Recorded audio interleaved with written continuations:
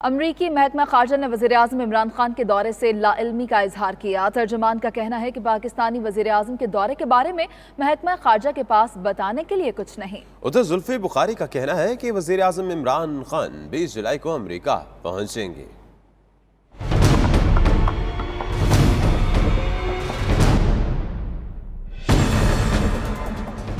امریکی محکمہ خارجہ نے وزیراعظم پاکستان کے دورے سے لا علمی کا اظہار کر دیا۔ ترجمان مارگن آرٹاگس کا کہنا ہے عمران خان کے دورے کے بارے میں محکمہ خارجہ کے پاس بتانے کے لیے کچھ نہیں، تصدیق کے لیے وائٹ ہاؤس سے رابطہ کیا جائے گا۔ ترجمان نے کہا کہ پاکستانی وزیراعظم عمران خان کا دورہ ورکنگ وزٹ کے طور پر تشہیر کیا گیا ہے، تاحال امریکہ میں سرکاری مہمان کی حیثیت نہیں دی گئی۔